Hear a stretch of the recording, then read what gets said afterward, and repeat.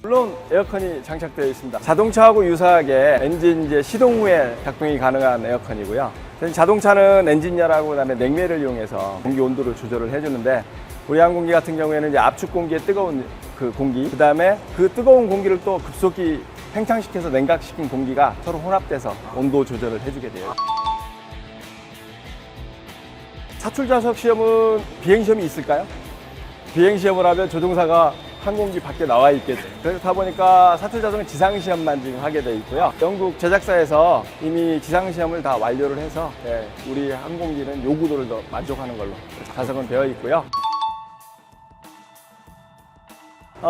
헤드업 디스플레이는 무한대에 사실 초점이 맞춰져 있는 장비라 저희가 이 주변에서 이렇게 반사되는 거 가지고는 그 시계에 크게 영향을 받는 일은 없고요. 또한 주간하고 야간에 동등하게 다 쓰이거든요. 그래서 햇빛 상황에서도 밝기가 어느 정도 유지가 돼야 되고, 야간에는 또 그 밝기가 너무 우리 눈에 방해를 주면 안 되기 때문에 적절한 밝기로 조절이 가능하게 그런 모드가 다 있습니다.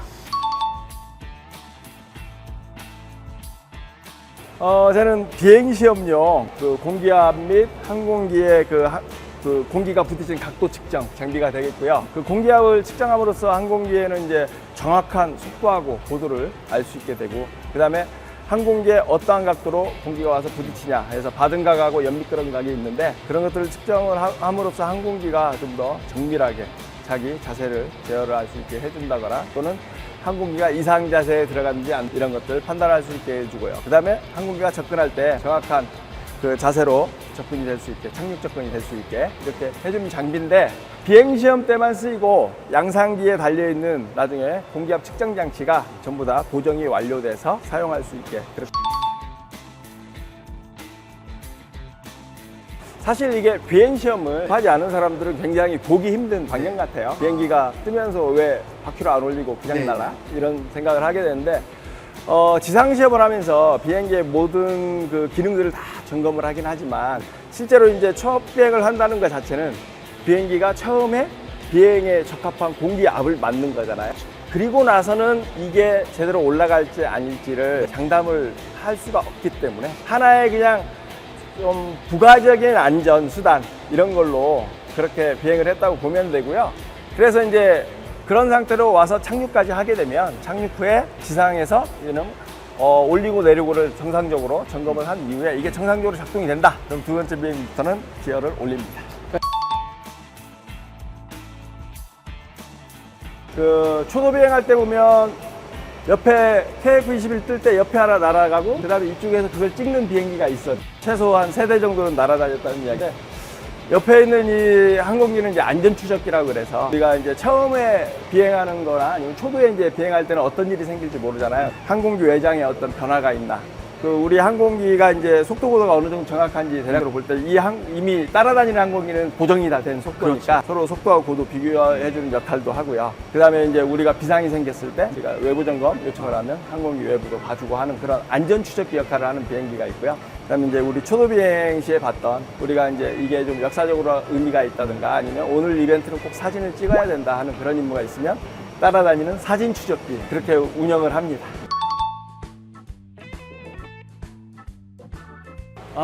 전투기 엔진 같은 경우, 특히 터보팬 엔진 같은 경우에는 근데 엔진을 어떻게 사용했냐에 따라서 가중치를 부여해 갖고 관리를 하게 돼 있고요. 그렇게 해서 이제 저희가 점검 시간에 도래한 그런 부품들은 창정비를 하게 되는데, 소모품은 교체를 하고 기타 비소모품은 점검을 해서 이상이 없으면 다시 재사용하고, 항정비를 갔다 온 부품은 시간이 0으로 리셋해서 사용을 하고, 누적 시간이 얼마 됐다고 해서 이렇게 버리는 일은 없어요. 제가 생각할 때는 소닉붐은 있었습니다. 그 밑에서 아마 그 비행할 때 그 바로 직 하방이 있었다면 소리의 변화를 느낄 수 있지 않았을까 이런 생각이 들고요.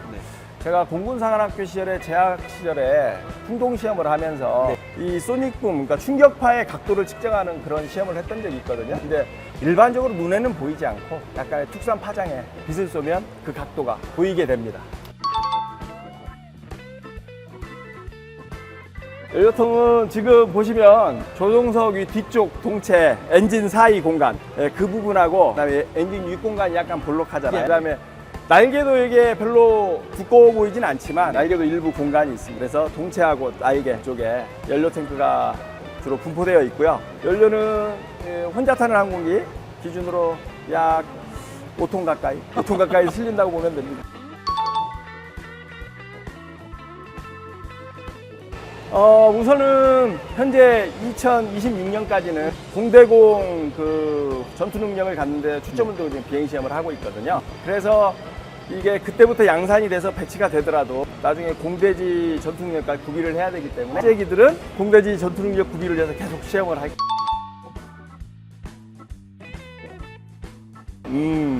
근데 이제 항공기도 비슷하지만 미사일도 이 조종면들이 있잖아요. 어느 정도 얘네들이 속도를 좀 가져야지 이게 기동이 되고 하는데, 그런데 이제 우선 항공기가 전방으로 전진하고 있는 상태에서 쏘면 우선 초기 자체의 속도가 굉장히 작아서 기동하기도 힘들고, 얘가 속도가 작으니까 날아갈 수 있는 거리도 그렇게 멀지가 않잖아요. 미사일 사거리 자체도.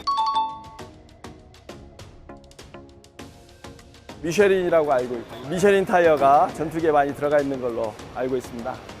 저희가 착륙할 때 보면 타이어가 정지 상태에서 약 270km/h의 속도까지 순간적으로 확 돌아야 되거든요. 그때 보면 주로 접지할 때 연기가 많이 나잖아요. 또한 거기서부터 또 우리 활주 속도까지 또 줄여야 되잖아요. 그럼 브레이크를 또 굉장히 많이 쓰기 때문에 진짜 마찰에 많이 방해해야 되는 그런 재질을 가져야 되고, 그 다음에 그럼 교체 주기는 어떻게 할까 하면은 저희가 막 마모가 되다 보면 타이어 안에 실이 이제 드러나는데 그게 방향이 첫 번째하고 두 번째하고 세 번째 이게 계속 바뀝니다.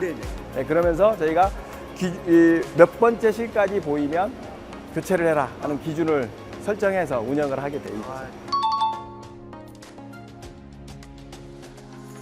전파는 어떤 속도로 움직일까요? 빛의 속도가 소리 속도보다 훨씬 빠르죠. 그래서 저희가 전파를 이용해서 실을 하기 때문에 저희가 나는 속도하고는 무관하게 주변 항공기, 지상의 관제국 이런 데하고 손쉽게 계속 원활한 통화가 가능합니다.